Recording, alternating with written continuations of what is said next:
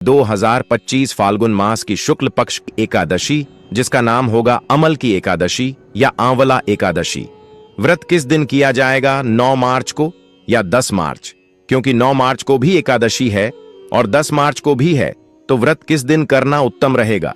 भद्र भी बताई जा रही है, तो भद्र का प्रभाव रहेगा कि नहीं रहेगा? किस प्रकार से पूजन करना है? अमला एकादशी बहुत महत्वपूर्ण होती है। आप सभी जानते हैं, जैसा नाम से ही झांत होता है।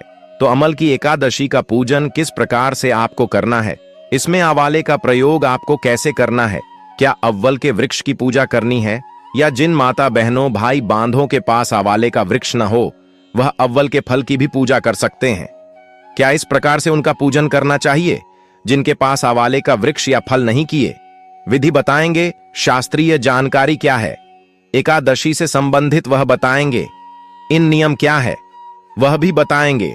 इस व्रत को इस दिन आरंभ करना चाहिए, किस विधि से आरंभ करना चाहिए? क्या अगर आप व्रत करना आरंभ करना चाहते हैं तो इस एकादशी से व्रत उठा सकते हैं कि नहीं उठा सकते हैं? पारण के नियम कैसे अलग रहेंगे? कारण आपको कब करना है, व्रत पूजन आदि आपको कब करना है? इस प्रकार से संपूर्ण शास्त्रीय जानकारी एकादशी के बारे में आपको प्रदान की जाएगी। आप जानते हैं कि आपका यह चैनल सदा आपके लिए एकादशी पर विशेष जानकारी लेकर आता है, जिसमें संपूर्ण शास्त्रों और पुराणों का वर्णन होता है कि इस एकादशी का विशेष फल प्राप्त करने के लिए पूजन कैसे करें। आपकी छोटी छोटी गलतियां आपसे हो जाती हैं, उनके बारे में उनके उत्तर होते हैं कि इन गलतियों को करने से आपको बचाना है, उनके बारे में भी चर्चा करेंगे। अमल की एकादशी का क्या फल है और किस प्रकार से आपको इस व्रत को करना चाहिए, यह संपूर्ण जानकारी हम आने वाले कुछ मिनट में इस वीडियो के माध्यम से आपको प्रदान करेंगे। अपने व्रत की सफलता के लिए और भगवान श्री हरि का आशीर्वाद प्राप्त करने के लिए कमेंट बॉक्स में अवश्य लिखिएगा, जय श्री हरि या ओम नमः भगवते वासुदेवाय। भगवान श्री हरि अवश्य ही आपकी मनोकामना पूर्ण करेंगे। विज्ञान भी यह मानता है कि जब भी भगवान का यह मंत्र लिखा जाता है तो उसे एक सकारात्मक ऊर्जा का प्रवाह होता है, और वह सकारात्मक ऊर्जा आपके जीवन में सकारात्मक परिवर्तन लेकर आती है। इसलिए आपको अवश्य ही लिखना चाहिए। वीडियो यदि थोड़ा सा भी अच्छा लगे तो एक बार लाइक अवश्य कर दीजिएगा, क्योंकि आपका एक लाइक बहुत महत्वपूर्ण होता है हमारे लिए। हम बहुत सारे पुराने को पढ़ने के बाद एकादशी की जानकारी जो उठाते हैं, बहुत महीन से महीन जानकारी जुटा की और फिर वीडियो बनाते हैं। जब आप एक लाइक करते हैं तो वह हमारे लिए संतुष्टि होती है कि हमारी मेहनत सफल हो रही है और हमारे दर्शक उसका लाभ ले रहे हैं। कृपया लाइक अवश्य करते जाएगा, जिस पर सही शास्त्रीय जानकारी ही दी जाती है।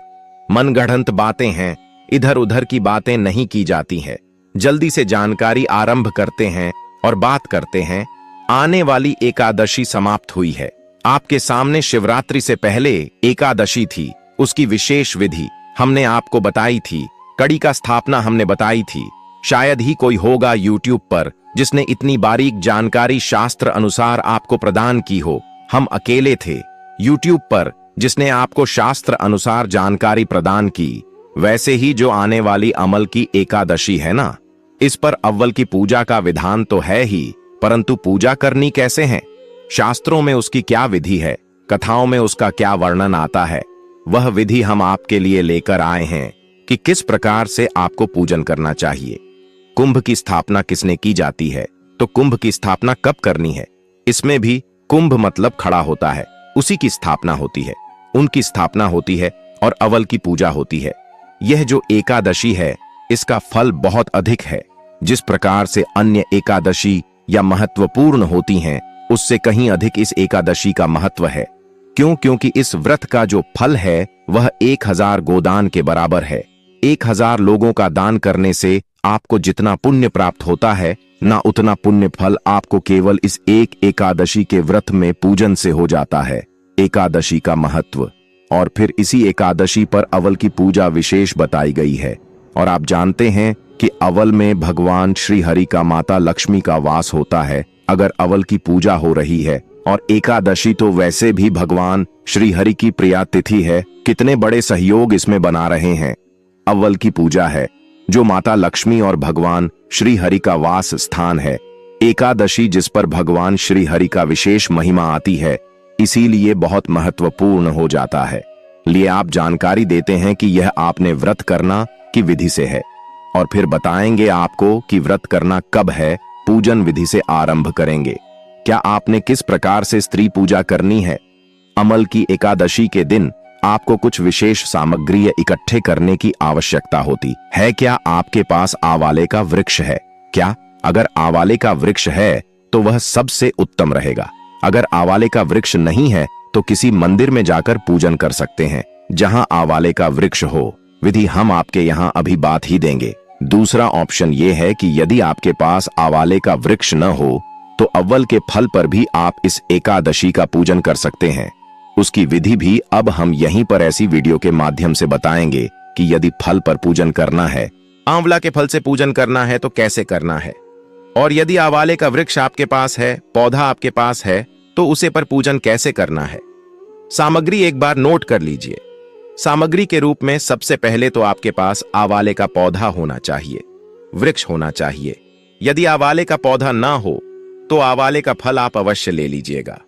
रोली मोली, पान सुपारी, लौंग, इलायची, धूप, दीप, नेगेटिव भोग लगाने के लिए भगवान श्री हरि की प्रिया मिठाई हरे रंग की मिठाई होनी चाहिए जिसमें आंवले का अंश हो तो बहुत उत्तम रहेगा।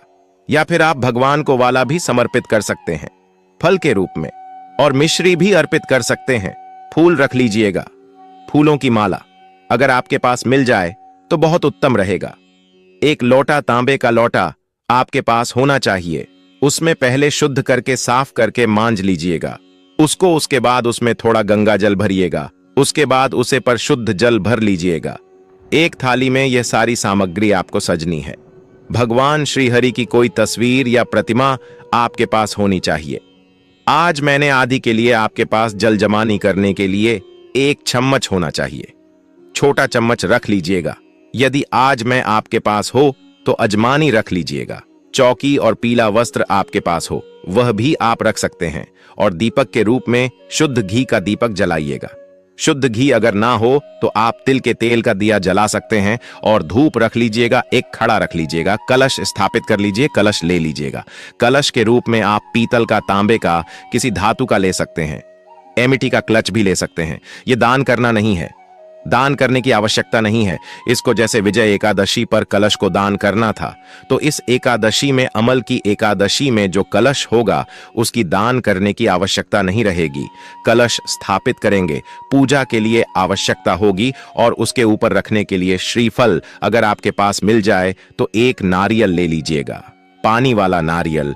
पंच पल्लव अगर मिल जाए आपके पास में, आप जानते हैं कि आम के पत्ते होते हैं या फिर अशोक के पत्ते आप ले सकते हैं, कर लीजिएगा। और व्रत वाले दिन सूर्य उदय से पहले उठ जाएगा। उठने के बाद स्नान आदि करके अपने मंदिर की साफ सफाई, जो पूजा स्थल है उसके साफ सफाई करने के बाद सारी सामग्री एकत्र करके और आसन लगाकर बैठ जाइए। उत्तर दिशा की ओर अपने मुख करके बैठना है। उत्तर दिशा की ओर राजस्थान ना मिले तो पूर्व दिशा की ओर भी मुक्त करके बैठ सकते हैं। चौकी लगाइएगा। अगर आपके पास लकड़ी की चौकी है तो सबसे पहले वहां लगाइएगा। अगर आपके पीला वस्त्र, अगर लकड़ी की कोई चौकी या वस्त्र नहीं है आपके पास तो कोई बात नहीं, आप पृथ्वी पर भी भगवान को रखकर पूजन कर सकते हैं। आप जानते हैं कि हम वह विधि बताते हैं जिसमें सामान्य से सामान्य व्यक्ति भी कम से कम रिसोर्सेस में भगवान का पूजन कर सके, क्योंकि एकादशी का पूजन कैसा पूजन है जिससे अमीर से लेकर गरीबों तक, अंतिम शोर तक सभी लोग करते हैं। तो पूजा विधि हमारी वह होती है जिनको गरीब से गरीब और अमीर से अमीर सभी कर सके। तो आप पृथ्वी पर रखकर भी पूजन कर सकते हैं। जो भी स्थान है ना उसको साफ कर लीजिएगा अच्छे से। पहले हम जो सामान है इसका शुद्धिकरण करेंगे, जो स्थान है इसका शुद्धिकरण करेंगे, पवित्रीकरण करेंगे। हम यहां से मंत्र पढ़ते हैं। आप एक पुष्प लीजिएगा, और जो लोटे में जल भरा होगा, न गंगा जल मिला हुआ जल, उसे जल से चीते की जीवनी और सारी सामग्री पर और सभी स्थान पर चित्त दीजिए। इससे सबक पवित्री कारण हो जाएगा। ओम पवित्र और पवित्र वर्ण सर्वर्ण रेखा आश्रम। इस प्रकार से हमने सभी स्थान का, सामग्री का, सबका शुद्धिकरण किया है। अब भगवान को स्थापित करेंगे। सबसे पहले भगवान को स्थापित करने के लिए अगर चौकी है तो चौकी के ऊपर आपने पीला वस्त्र बिछा लिया होगा।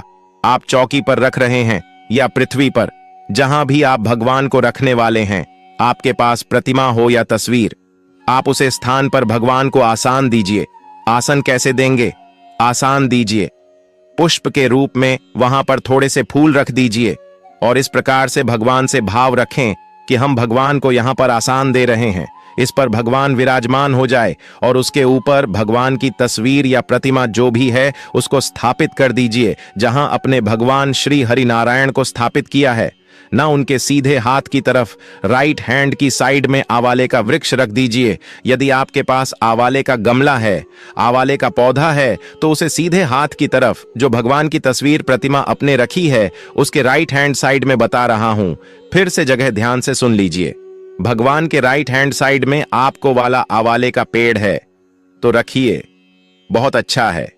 वृक्ष, कमला आदि जो भी है वहां रखिए यदि ऐसा स्थान है, क्योंकि अवल के जो पेड़ है बहुत बड़े बड़े होते हैं। हमारे यहां पर बहुत बड़ा पेड़ है आवाले का, उनको आप एक स्थान से दूसरे स्थान पर नहीं लेकर जा सकते हैं। तो ऐसा कीजिए कि पूजन ही वहीं पर कीजिए। भगवान की स्थापना, भगवान श्री हरि की तस्वीर आदि की स्थापना ही अवल के वृक्ष के वहां पर कर लीजिए, क्योंकि इस व्रत में ना अवल की महिमा बहुत अधिक है। भगवान श्री हेतु सर्वशर्मा है, उनकी महिमा तो कभी काम ज्यादा हो ही नहीं सकती, परंतु इस एकादशी में आंवल की महिमा बहुत अधिक है। इसीलिए आंवले का वृक्ष यदि आपका बहुत बड़ा है तो उसी जगह पर जहां आंवले का वृक्ष है वहीं पर भगवान श्री हरि की तस्वीर आदि को स्थापित करके और उसी स्थान पर हम पूजन कर लेते हैं। जरूरी नहीं है, आवश्यकता नहीं है कि आप अपने मंदिर में ही यह पूजन करेंगे। आप उसे वृक्ष के नीचे भी पूजन कर सकते हैं, अगर वह सुरक्षित है तो जहां कल शादी को रखा जा सकता है। दूसरा, जिन लोग पौधा नहीं है, वृक्ष नहीं है, वाला लेंगे, हमला लेंगे, हमला मिल जाए तो बहुत उत्तम होगा, वह वाला लीजिएगा और उसे जहां अपने भगवान श्री हरि को स्थापित किया है ना उनके सीधे हाथ की तरफ रखिएगा। जैसे आपने भगवान को आसन दिया है उसी प्रकार से अव्वल को स्थान दीजिएगा। वाला जो है एक प्रकार के देव हैं, यह साधारण वृक्ष नहीं है, यह दिव्य वृक्ष है, इसीलिए स्थान दीजिएगा पुष्प के रूप में और उसके ऊपर आप अवल को रख दीजिएगा। यहां तक सबको क्लियर हो गया होगा कि क्या करना है, कैसे करना है। स्थापना करने के बाद अब आप पूजन आरंभ करेंगे। सबसे पहले अपने हाथ धो लीजिए। हाथ धोने के लिए चम्मच से अपने सीधे हाथ में जल लीजिए और महत्व लीजिए। हाथ धोने के बाद आप 3 बार जल अजमानी करेंगे, एक एक चम्मच चल पाएंगे। हम यहां से मंत्र पढ़ते हैं, ओम माधवा आय नमः, जल पी लीजिए। ओम के शिवाय नमः, जल्दी लीजिए, जल परी दीजिए। ओम नारायण आय नमः, सीधे हाथ में जल लीजिए, पी लीजिए, जरा आज पानी कर लीजिए। ओम आर्षि के साइन नमो नमः, तिलक कीजिए। मौली बंधी एक पारिवारिक जान, यदि आपके साथ में बैठकर पूजन कर रहे हैं तो उनको भी तिलक कीजिए और मौलिक आदि बनती है। संकल्प आपको अवश्य ही करना चाहिए। आप पूरा विधान चाहे पूजा का करें न करें, परंतु आपको संकल्प अवश्य करना चाहिए। संकल्प आवश्यक प्रक्रिया है। व्रत में पूजा छोटी बड़ी हो सकती है, पर संकल्प के बिना व्रत नहीं करना चाहिए, इसका ध्यान रखिएगा। आप संकल्प कैसे करेंगे? सीधे हाथ में जल लीजिए, 1 रुपये का सिक्का दक्षिण के रूप में काम से कम रखिएगा और उसके बाद 3 बार बोलेंगे भगवान पुष्पम करते हुए, ओम श्री विष्णु श्री विष्णु श्री विष्णु। अपना नाम, अपना गोत्र, जिस स्थान पर बैठकर आप संकल्प कर रहे हैं, पूजन कर रहे हैं, वहां का मकान, नंबर, क्षेत्र का नाम, शहर का नाम, फाल्गुन, मन से शुक्ल पक्ष, अमल की एकादशी, आयाम, पुण्यतिथियों, आयु, आरोग्यता प्राप्त है, सुख संपत्ति प्राप्त तैयार था, परिवार सुख शांति प्राप्त प्यार था, अमल की एकादशी व्रत अमला, पूजन श्री हरि विष्णु पूजन। संकल्पम संकल्प से बोलिए 100 श्री विष्णु शरण शरण प्रताप और यह संकल्प भगवान के चरणों में अर्पित कर दीजिए। संकल्प के बाद हम पूजन में आगे बढ़ते हैं। संकल्प के बारे में 1 मिनट लेंगे आपका कि संकल्प जो ना इसलिए आवश्यक है कि संकल्प में क्या बोला जाता है। संकल्प में आपकी जानकारी दी जाती है कि मैं अमुक आदमी इस स्थान पर इस चीज को साक्षी बांधकर यह प्रतिज्ञा करता हूं। आपने सुना होगा, देखा होगा, वही संकल्प है कि आप कौन हैं, कहां पर बैठकर और क्या संकल्प कर रहे हैं, आप क्या करेंगे। क्योंकि इससे क्या होता है, इस जानकारी एक तरह से डाटा है। आप अगर आधुनिक भाषा में समाज है तो यह आपका डाटा है और आप डाटा एंट्री कर रहे हैं अपनी कोई, ये मेरी जानकारी है, मेरे रिकॉर्ड में मेरा यह पुण्य आप ऐड कर दीजिएगा। मैं एक सरल भाषा में बताऊं आज के हिसाब से तो इसका मतलब यही है, क्योंकि इसमें आपका पूरा बुरा होता है कि आप कौन है, क्या गोत्र है, कहां उत्पन्न हुए हैं और आप क्या व्रत किस कामना की पूर्ति के लिए कर रहे हैं। समझ रहे हैं आप, यह जानकारी उसमें होती है। एक तरह से यह आपकी डाटा एंट्री है जो ऊपर वाले के भाई खाते में चढ़ गई। और जिस प्रकार से आधुनिक समाज की बात करें, यहां पर आपके रिकॉर्ड को ऐड करके रखना आवश्यक है, उसी प्रकार से वहां भी जब भी कोई पूजा पुण्य कर्म आप करते हैं, न संकल्प के बिना व्रत करें तो संकल्प अवश्य करें। पूजन हमने कहा छोटा बड़ा हो सकता है, पूजा आप भी कर सकते हैं। सिर्फ तिलक लगाइए, जल से जल स्थान कराया, तिलक लगाइए, जानू अर्पित कीजिए, फूलों की माला पहनाई और आरती कर दीजिए। ऐसे भी पूजा हो सकती है, परंतु संकल्प सभी में आवश्यक है। संकल्प करने के बाद हम भगवान का पूजन आरंभ करेंगे। सबसे पहले कलश स्थापना अगर आपने की है तो कलश पूजन होगा। कलश स्थापना नहीं की है तो फिर पहले आवाले का पूजन, फिर भगवान श्री हरि का पूजन। कलश का हमने एक ऑप्शन दिया है, क्योंकि इसमें ऐसा नहीं है कि बिना कलश के पूजन ही नहीं हो सकता। यदि आप कुंभ स्थापित करते हैं तो उत्तम रहेगा।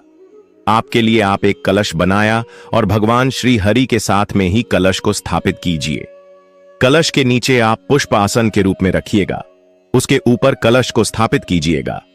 कलश को कभी खाली नहीं रखा जाता है, इसलिए गंगा जल युक्त जल उसमें भर लीजिएगा। पूर्ण पात्र रखिएगा, उसके ऊपर नारियल को रखिएगा। नारियल पर यदि आपके पास लाल कपड़ा है तो लपेट दीजिएगा, अन्यथा मौली लीजिएगा, मौली लपेट दीजिएगा। और नारियल को इस प्रकार से रखना है कि नारियल का जो मुख है ना, वह आपकी तरफ होना चाहिए। पहले कलश की पूजा करते हैं। कलश की पूजन के लिए पद्य आर्ग अजमानी अर्पित करेंगे तो पुष्प से 3 बार जल के चीठे दे दीजिए। कलश देव पर तिलक कर दीजिए।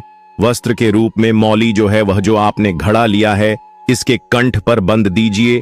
कलश के कंठ पर मौली बंद दीजिए। तिलक के रूप में आप एक 5-7 बिंदी लगा सकते हैं। कलश पर अपने श्रीफल रखा होगा, नारियल को रखा होगा तो नारियल को भी तिलक कीजिए। फूलों की माला पहनाइए, धूप जला दीजिए, दीप जला दीजिए और धूप तथा दीप दिखाइए। दीपक को जहां आप रखेंगे वहां उनका आसान अवश्य दीजिएगा। और भगवान के सीधे हाथ की तरफ अगर घी का दिया जला रहे हैं तो सीधे हाथ की तरफ, और तेल का दिया जला रहे हैं तो लेफ्ट हैंड की तरफ आपको दीपक रखना है। धूप आप दाएं बाएं कहीं भी रख सकते हैं, अवश्य रख दीजिएगा। यह हमारे अग्निसाक्षी देव है। आज की पूजा की हम कलश का पूजन कर रहे थे तो धूप दिखाइए, दीप दिखाइए। नावेद के रूप में मिश्री या कोई फल आपके पास है तो वह अर्पित कर दीजिए और एक बार पुष्प से जल के चींटी दे दीजिए। इस प्रकार से अपने एक सूक्ष्म विधि से कलश का पूजन किया है।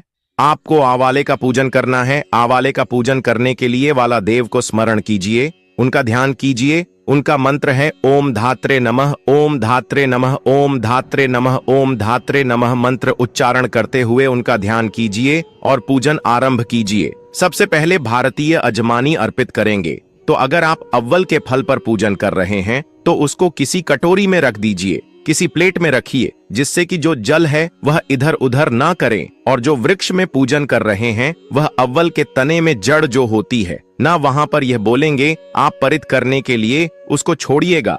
से पहले आपको छोड़ना है।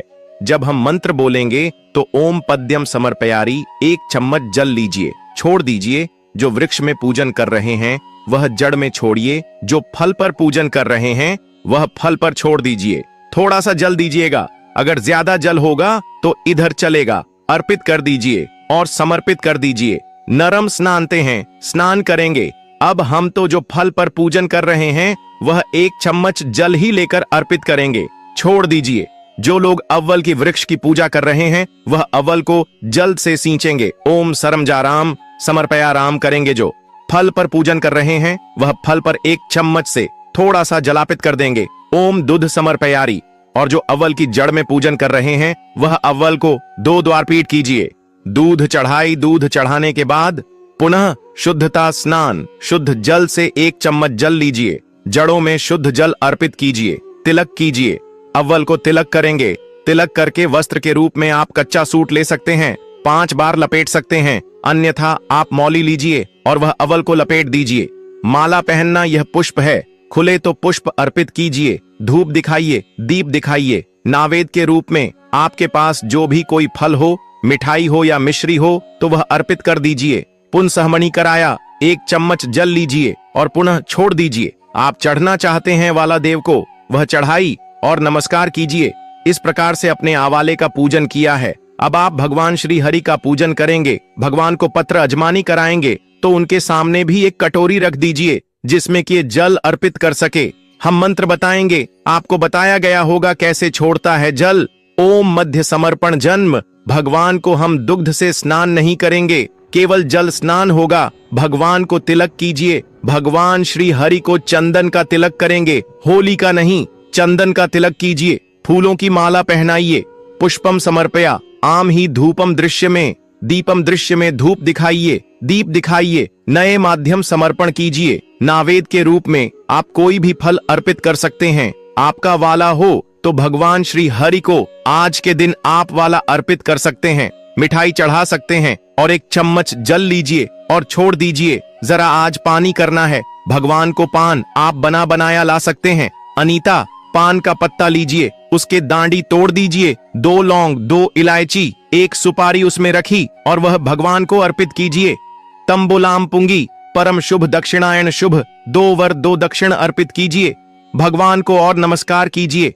इस प्रकार से हमने आज का एकादशी का पूजन किया है। पारण की पूजा के साथ एकादशी का पूजन विधि दिवसीय होता है, 2 दिन का होता है।